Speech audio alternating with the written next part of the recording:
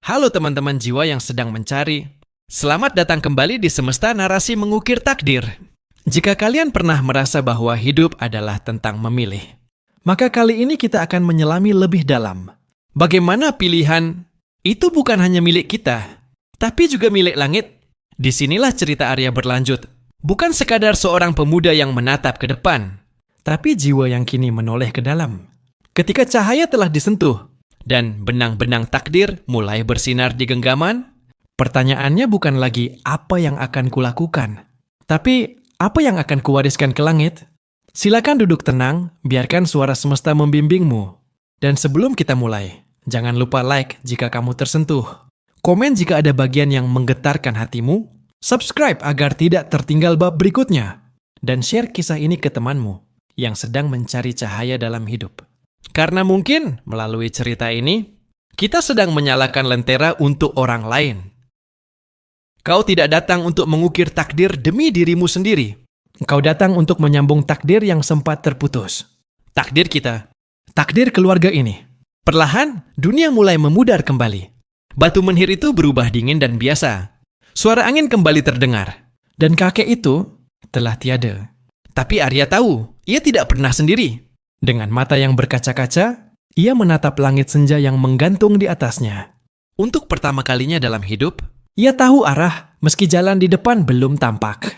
Ia tak lagi berjalan demi jawaban, tapi demi menyelesaikan warisan. Langit malam di atas dataran tinggi begitu gelap, namun penuh bintang. Bukan kegelapan yang menakutkan, melainkan kegelapan yang membiarkan cahaya-cahaya kecil bersinar dengan jujur. Arya beristirahat di bawah pohon tua, merenungkan pertemuannya dengan sang kakek. Meski singkat dan aneh, pertemuan itu telah mengubah cara ia memandang hidup dan tujuan perjalanan ini. Saat ia menatap spiral kayu yang tergantung di lehernya, cahaya aneh tiba-tiba memancar dari benda itu. Garis-garis emas muncul di permukaannya, bergerak seperti urat nadi hidup. Tanpa ia sadari, tanah di sekitarnya mulai bergetar perlahan. Di depan batu menhir tempat ia berbincang dengan kakeknya tadi, tanah mereka membentuk celah sempit. Arya berdiri mendekat. Dari dalam celah itu terpancar cahaya hangat, seperti matahari pagi yang terperangkap di perut bumi. Ia tahu, inilah ruang antara waktu dan jiwa. Yang disebut kakeknya, sebuah tempat yang tidak bisa dilihat oleh mata biasa, hanya oleh mereka yang telah membersihkan hatinya dari niat buruk. Dengan napas panjang, Arya melangkah masuk. Di dalam, ia disambut lorong bercahaya, seolah temboknya terbuat dari cahaya padat. Di sepanjang dinding lorong itu, tampak ukiran-ukiran hidup yang bergerak. Di satu sisi, ia melihat adegan masa kecilnya, ketika ia belajar menulis bersama ibunya, saat ayahnya pergi meninggalkan rumah, dan saat ia merasa gagal menjadi anak yang kuat. Di sisi lain, ia melihat potongan masa depan, momen-momen yang belum terjadi, wajah-wajah yang belum ia kenal, dan keputusan-keputusan yang akan membentuk siapa ia kelak. Semua bergerak tanpa suara. Seperti film yang diputar dari hati, bukan dari layar. Langkahnya terhenti saat ia tiba di sebuah ruang terbuka, seperti kubah cahaya. Di tengah ruangan itu, ada meja batu melingkar, dengan sebuah benda di atasnya. Sebuah ukiran kayu kosong berbentuk manusia. Belum terbentuk, belum bernama. Di sampingnya ada pahat kecil dari emas, halus dan ringan. Sebuah suara lembut terdengar, entah dari mana. Inilah ukiran takdirmu. Bukan semesta yang membentuknya, tapi tanganmu sendiri. Arya terpaku. Ia sadar, tidak ada satupun takdir yang sudah ditulis untuknya secara mutlak. Yang ada adalah bahan mentah, alat, dan waktu. Ia bisa memilih bentuk apa yang ingin ia berikan pada hidupnya. Dengan nilai, dengan keyakinan, dengan cinta, atau dengan luka. Ia mengangkat pahat itu dan mulai mengukir. Tiap gerakan tangannya bukan hanya bentuk, tapi keputusan. Ia mengukir keberanian saat ia memilih meninggalkan kenyamanan demi kebenaran. Ia mengukir cinta saat ia memaafkan ayahnya yang pergi. Ia mengukir harapan saat ia menatap masa depan yang belum pasti namun ia yakini. Ia tidak tahu berapa lama ia berada di sana, jam, hari, atau hanya satu tarikan napas.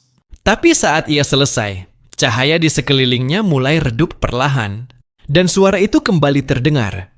Kini kau tahu, takdir bukan tentang apa yang kau temukan, tapi tentang apa yang kau pilih untuk ciptakan. Cahaya memudar. Setelah keluar dari lorong cahaya, Arya kembali menyusuri lembah yang kini terasa berbeda. Bukan karena tempatnya berubah, tapi karena dirinya yang tak lagi sama. Ia tidak lagi berjalan untuk mencari sesuatu, melainkan untuk menghidupkan sesuatu yang telah ia temukan dalam dirinya sendiri. Tidak karena menyerah, tapi karena ia sadar, perjalanan sejati bukan hanya menjelajah keluar, tapi juga kembali ke tempat semula dengan pandangan yang baru. Dan kini, ia ingin membawa semua pemahaman itu ke dalam hidup yang sebenarnya. Perjalanan pulang tidak mudah. Jalan yang dulu ia lewati dengan rasa penasaran, kini ia lewati dengan kesadaran. Ia melewati kembali hutan sunyi tempat bayangannya pernah menantangnya. Tapi kali ini, tidak ada suara bisikan. Tidak ada sosok gelap. Karena ketakutan itu telah ia kalahkan. Ia melewati lembah tempat laras muncul. Namun kini ia hanya menemukan bunga liar yang mekar diam, tanpa jejak seorang pun. Di sebuah lereng, ia duduk dan menatap langit merenung. Nah, banyak pertanyaan masih belum terjawab. Siapa Laras sebenarnya? Apakah tempat itu nyata atau hanya wujud batinnya? Tapi entah mengapa, ia tidak gelisah. Karena kini ia paham, tidak semua pertanyaan butuh jawaban. Ada yang hanya perlu diterima sebagai bagian dari misteri hidup yang lebih besar. Setiba di desanya, Arya disambut oleh ibu yang matanya berkaca-kaca melihat anaknya pulang dengan wajah yang lebih dewasa. Wajah yang sama, tapi dengan sorot mata yang jauh lebih dalam. "Kau menemukan yang kau cari?" tanya sang ibu pelan. Arya tersenyum. "Aku tidak menemukan sesuatu, tapi aku menemukan diriku." Hari-hari berlalu. Arya kembali bekerja membantu ibunya di kebun. Kadang mengambil pekerjaan serabutan di desa. Tapi ia tidak lagi merasa kecil atau tidak berarti. Ia mulai mengajar anak-anak membaca di sore hari. Membagikan kisah-kisah dari perjalanannya. Bukan kisah petualangan, tapi kisah pencarian jati diri. Ia mengukir bukan hanya takdirnya, tapi juga harapan orang lain yang mungkin belum tahu cara memahat hidup mereka sendiri. Desa kecil itu tidak berubah banyak. Tapi cara Arya memandang dunia berubah sepenuhnya. Ia kini tahu, takdir bukan garis lurus yang sudah ditulis. Ia adalah kayu mentah, penuh simpul dan serat tak rata. Dan tugasnya sebagai manusia adalah mengukir dengan kesabaran, dengan keberanian, dan dengan cinta. Malam itu, ia duduk di teras rumah, memandangi langit yang sama dengan saat ia pertama pergi. Di tangannya tergenggam spiral kayu itu. Kini sudah terukir sederhana, sebuah simbol kecil yang ia pahat sendiri. Lambang dari pilihannya untuk menjadi, bukan karena takdir memaksanya, tapi karena ia memilihnya. Hari-hari Arya di desa berjalan tenang, tapi ketenangan itu bukan berarti tanpa makna. Justru di tengah kesederhanaan itulah, benih takdir yang telah ia ukir mulai tumbuh dan menyebar. Ia tidak lagi menjadi pemuda biasa, yang dianggap hanya anak laki-laki yang ditinggal ayahnya. Kini, orang-orang mulai mendekatinya, bukan karena kekaguman, tetapi karena rasa ingin tahu. Mereka melihat perubahan dalam dirinya. Sikapnya lebih tenang, tutur katanya dalam, dan ada kehangatan yang ia pancarkan, seolah ia telah memeluk luka-luka dunia dan menjadikannya taman. Suatu hari, seorang pemuda bernama Jaya datang kepadanya. Wajahnya penuh gelisah. "Aku ingin pergi dari desa ini. Hidupku seperti mandek di sini," katanya. Arya hanya tersenyum. "Pergi tak salah, tapi apa yang kamu cari?" Jaya terdiam. "Entahlah, sesuatu. Mungkin nasib yang lebih baik." Arya lalu mengajaknya duduk di bawah pohon besar tempat dulu ia sering melamun sebelum memulai perjalanannya. "Kau tahu," kata Arya pelan, "nasib bukan ditemukan di tempat baru, tapi dibentuk oleh cara baru melihat tempat yang sama." Jaya menatapnya, bingung. Arya lalu menggambar lingkaran kecil di tanah. "Ini hidupmu. Sekarang kau merasa ini sempit, terbatas. Tapi jika kau mengubah cara berjalan di dalamnya, mengisi waktu dengan makna, berani memberi, berani jujur, berani gagal, maka ruang ini akan terasa luas." Sejak hari itu, Jaya tidak jadi pergi. Ia mulai belajar memahat dari Arya. Lalu anak-anak lain pun ikut. Tak hanya belajar membuat ukiran, tapi juga belajar mengenal diri sendiri lewat simbol-simbol yang mereka buat. Di tangan Arya, seni menjadi bahasa jiwa. Dan pelan-pelan, desa kecil itu menjadi tempat di mana orang belajar mengukir bukan kayu, tapi masa depan mereka. Suatu malam, saat Arya sendirian di rumah, ia mendengar ketukan di pintu. Seorang lelaki tua berdiri di ambang, dengan sorot mata yang teduh, namun menyimpan kepedihan. Arya mengenali wajah itu, wajah yang dulu pergi tanpa pamit. Ayahnya. Tak ada kata-kata panjang. Salah Arya.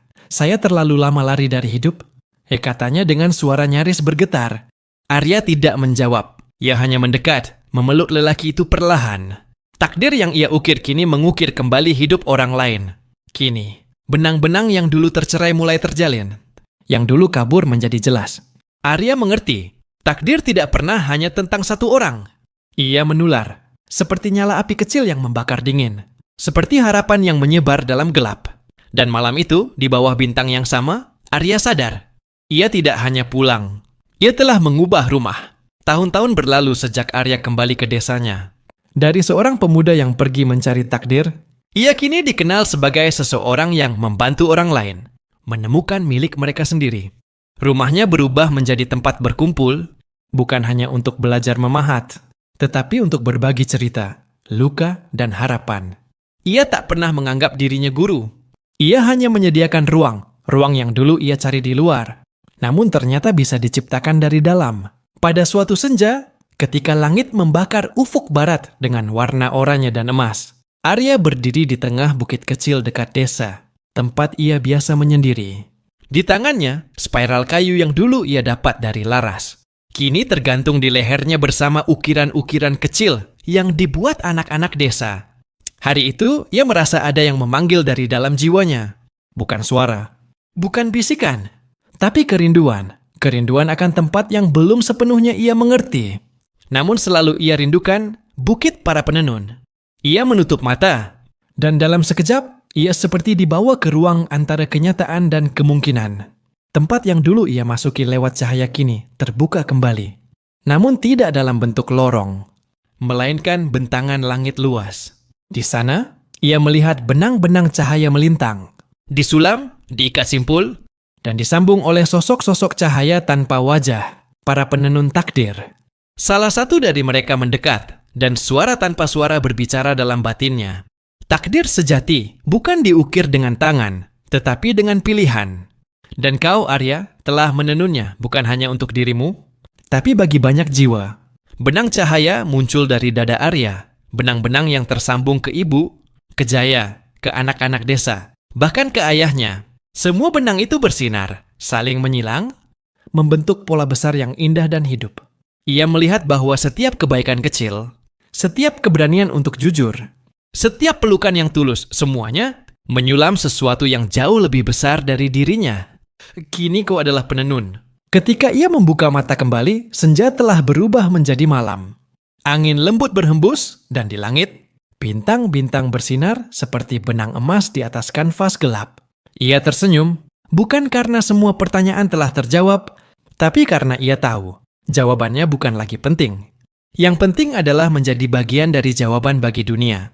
Arya pulang ke rumah malam itu, bukan sebagai pemuda yang pernah pergi, tapi sebagai lelaki yang mengerti bahwa takdir bukan sesuatu yang datang padanya. Takdir adalah sesuatu yang ia ukir, ia beri bentuk, dan ia wariskan dalam diam. Dan kisah ini bukan akhir. Karena setiap dari kita, di jalan hidup yang kita tempuh, sedang memegang pahat kecil yang sama. Kita semua sedang mengukir takdir. Dan ketika langit telah selesai menenun, ketika bumi telah menerima benih cahaya dari tangan manusia, Arya pun berdiri bukan sebagai seorang pemuda biasa, tapi sebagai jembatan. Ia telah kembali, namun tak pernah benar-benar pulang. Ia telah selesai mengukir, namun tak pernah berhenti mencipta. Sebab takdir bukan garis lurus, melainkan cahaya yang terus berputar, menyentuh dan menghidupkan dari jiwa ke jiwa. Jika kau mendengar bisikan dalam mimpimu, atau melihat cahaya samar di sudut hari-harimu, mungkin itu bukan ilusi. Mungkin itu adalah warisan dari mereka yang pernah mengukir takdirnya. Dan kini memanggilmu untuk mengukir milikmu sendiri. Sampai jumpa di kisah selanjutnya.